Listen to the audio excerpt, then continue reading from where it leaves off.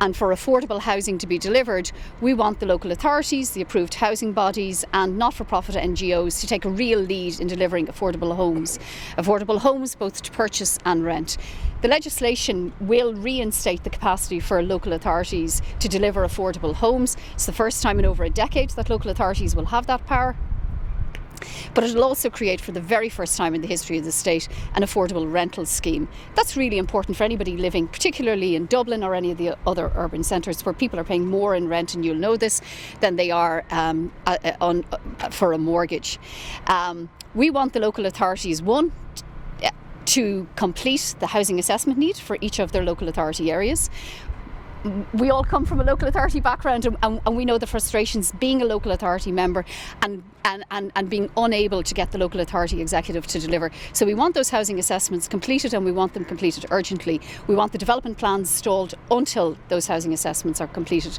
We want, once the legislation is enacted, within 6 months, every local authority to set affordable housing targets. They've no affordable housing targets. We had the CCMA in, which is the City and County Managers Association. They were able to give us their housing targets for social housing, which is really important and a huge priority for our party.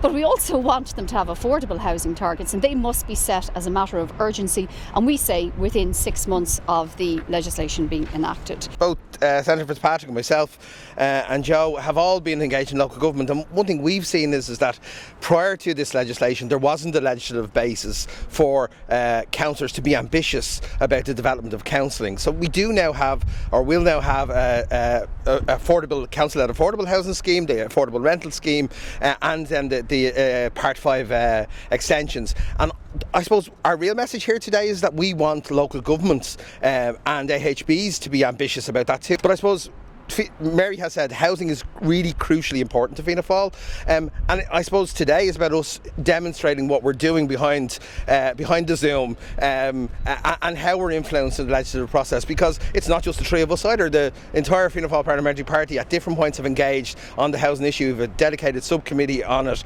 We're not leaving this all to Darragh O'Brien. We think he's doing a really good job, but that doesn't mean that we can't have influence in the legislative process.